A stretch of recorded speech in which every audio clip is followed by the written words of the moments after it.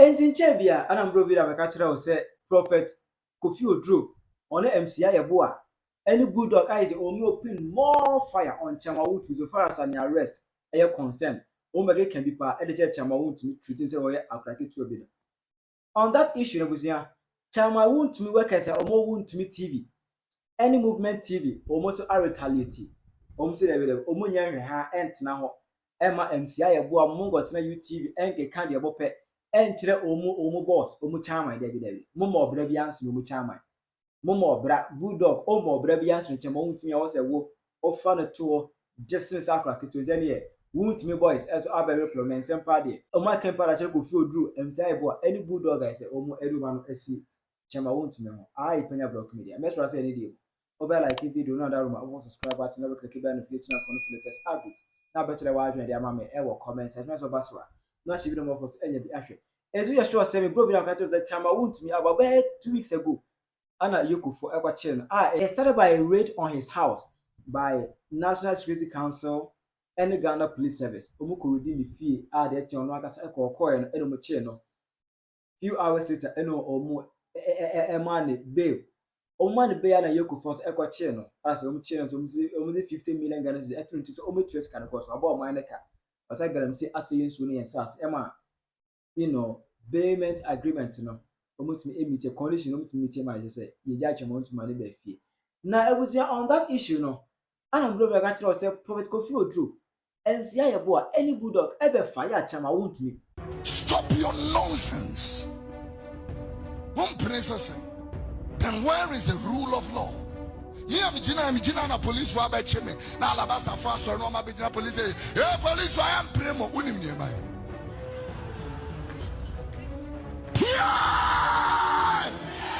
Unim nie mai. Let this foolish mindset of this nation disappear. And so much Chamawuntumi to be kafa mami won na time. As Penyah of his caliber #1. And as a regional chairman, Sebio and Kola Ediasi and almost show na your time. And Sema Okafa, your current president, Mr. John Dramani Mahama, in some people have Medusemeka. I can say, yeah, Madame Lodina Kojaso, or Baye, or Behu say, Sebio, come on. How do we do such cheap politics? MPP 4 a teacher for where people form or school or my jimudo. How do we sit down and we watch Chamawuntumi degrade the party to this level? How? How do we sit down and we watch him go about on national television spewing utter nonsense? And then Wontumi a parliamentarian or a chairman, regional chairman. It doesn't make sense. What I say? Ombe 3 days I could get to be Ombe fire nepa I can be edited. Now I know Wontumi boys every time see David. I didn't know more Casa Chamawuntumi sir. Bonnie Ben and Chamawuntumi in Pokumanum. A day I'm going to Chamawuntumi. A day I'm going to Wontumi in Nipa 18. I was a MC Yaa Yeboah. Only Bulldog, any Prophet Kofi Oduro. Wontumi El sir. Exactly to know months and your Honjania. Firemen to the way fire for fire. Almost so I better to be part of their money UTV. Workers. And for Edgar, Yanako for Jack a crab was almost a focus no, more political. UTV as an American. Okay, Kitwebi program, program will be on Saturdays. Yeah, maybe you should be. That's a bit of a matter. I'm offended the United Showbiz. Koku United Showbiz. It can showbiz. What stretch they said they cry politics in cash showbiz. United Showbiz. What stretch they said they cry politics in Kahu. Or let's say, somebody who is into showbiz and maybe wako politics and an assembly by Ebia Moka Wase. Baku, ya teacher Mawuntumi na mencha die yamani bill. Na sa topic no. Ebeka ade discussing wo United Showbiz. Emma obi timetina ho na wadidi Chamawuntumi atem. Eya mesre media owners no. say munhwe ye kakra. I'm not saying say go and gag somebody. But Wontumi call follow for kakra say. Chema Wontumi so 5 radio stations. Chema Wontumi so 5 television stations. Eti ene ye ba yen. Na enka ya befa Doctor Sekwame Despite. Doctor Sekwame Despite. I need nesi. Need nesi. Nesi aka say ukita honorary doctor degree. Onye accredited. O yusu. Yes, you're the friend Doctor Sekwame Despite. Tia Ghana mra.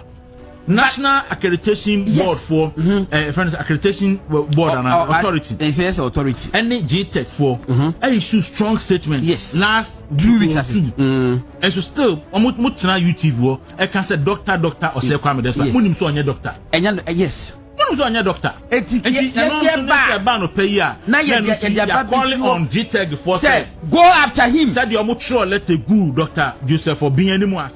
Almost on show being come out Dr. Sekwame. Would they be happy? Even though we will be saying the right thing, but menya so say no na ye focus. Na ye ba ye waku so obi enu say Dr. Sekwame Despite one ne efense ba ko no ba ko Dr. Forisa po say obi aka so mu ye miafo. Yeah. Wa papa na wo hwan and na hwan ma me na wo hwan.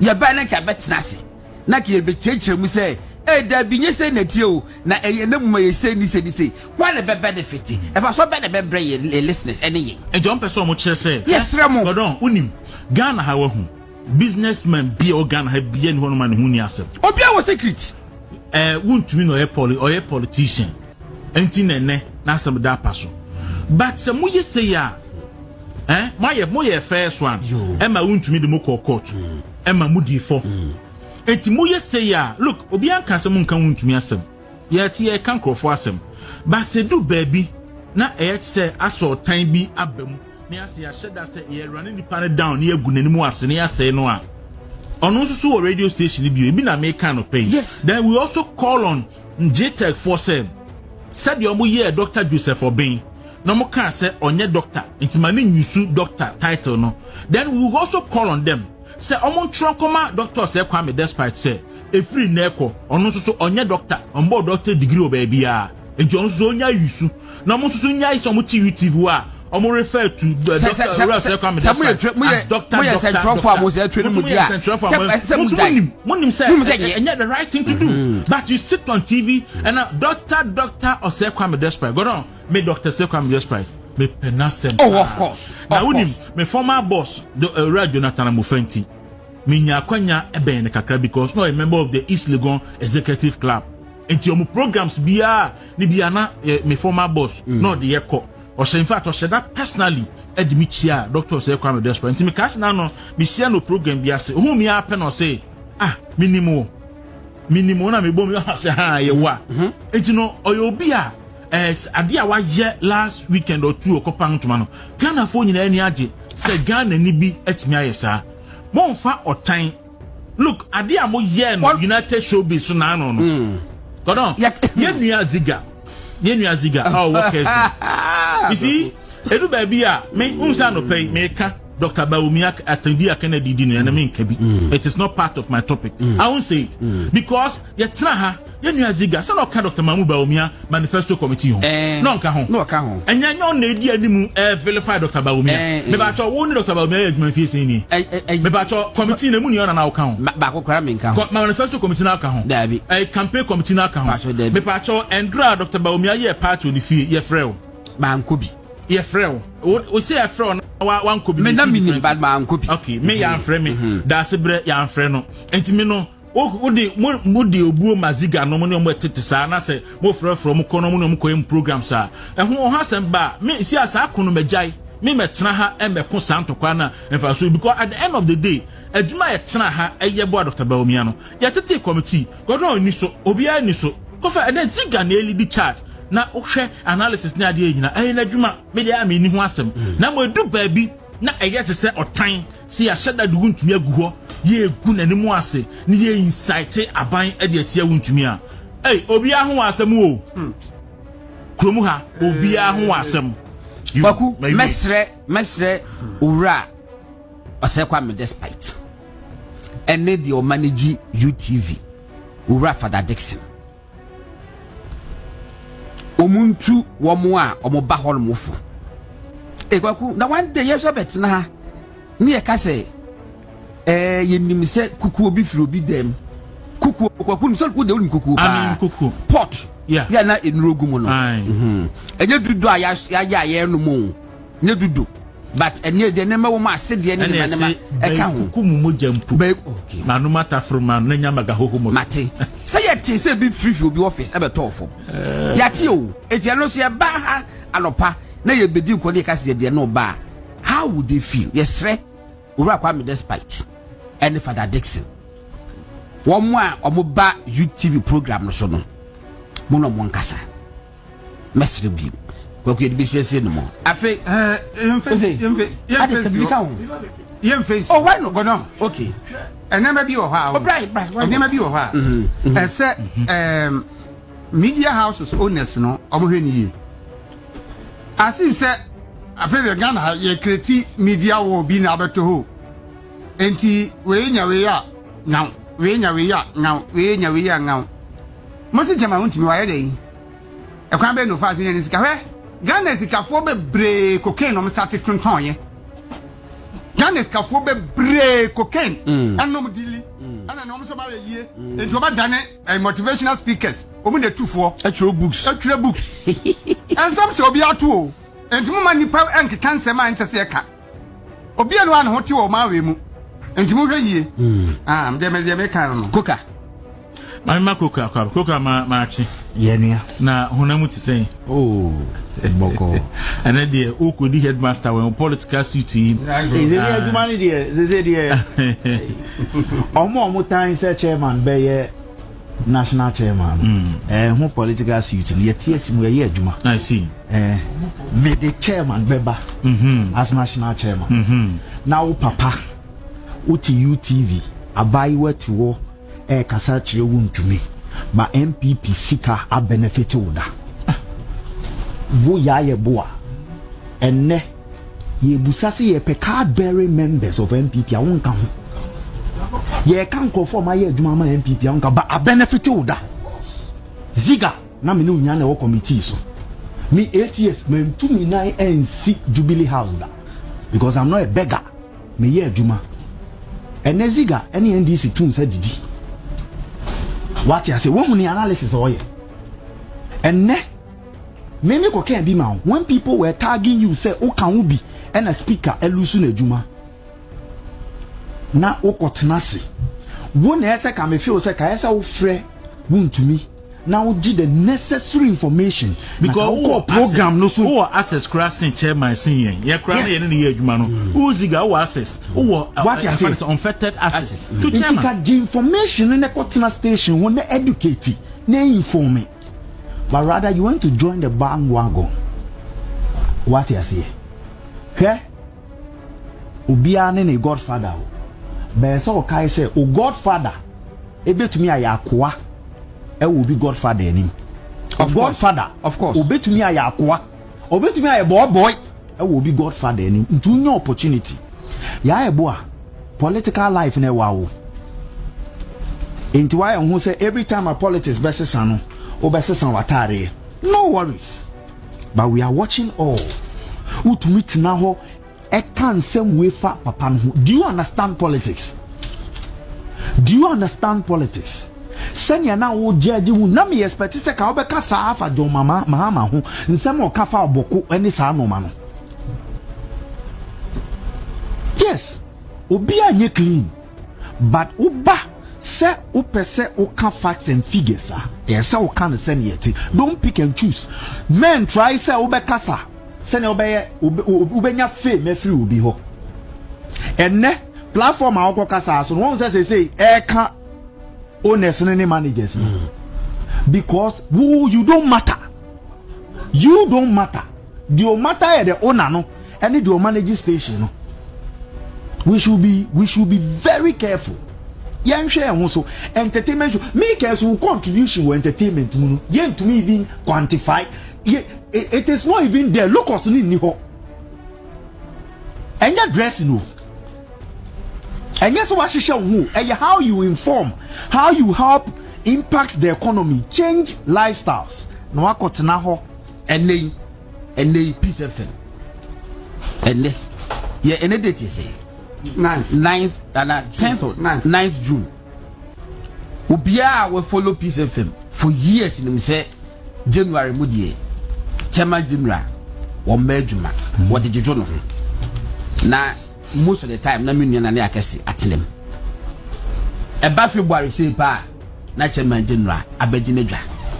Eledu mu ne away. Why is Chairman General? And some yatete ya yenim. Ya de betra sense ye kan. Yes, you can see a becan. You can see a becan. What you say? First, only part we will not want to drag him. We don't want to do that. Drag him on. Some people as a nipa we try program. I'm all too for free kumasi. Afu you say the contribution to we will never seek the contribution to FNSA Ghana in terms of taxes, yes, in terms of employment and work creating. Yes. You see, any package is look, I don't think that Kufuor Nyanse mono. Abrea Ibrahim Mahama issue draft checks no. One to that to One Ibrahim Mahama too. Also we a Ghanaian businessman. I will Juma Saya a back can crow for. And it is a why issue draft checks are a offense. First Canabra na kwa Juma. First Kana with draft checks now we issue no amount no Fabra na kwa Juma. Oba besia banks guye unso obi no. Obi anche no because business dey with me boka. Which me nyafa so to be bob bank besia no the year adwuma na e ka ba as a businessman no and enya Trump ne ayi akoya friend say no nya second to I didn't hear battlefield a battlefield for goals and a goals so quite say we Olympic medalist and son what to match how free Greece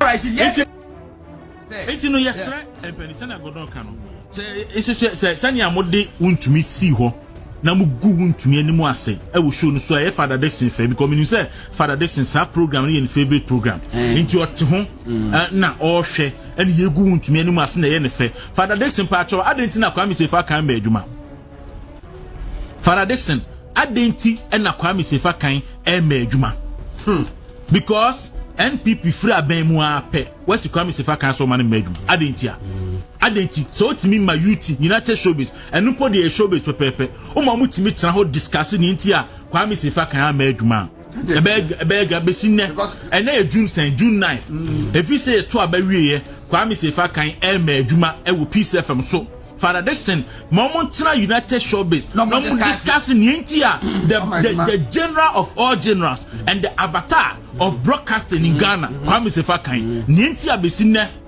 on meduma. Because so busy there. The present abeduma na fe yentinin kan obi anim de asia. Kwame Sefa kan onyare. I will show you.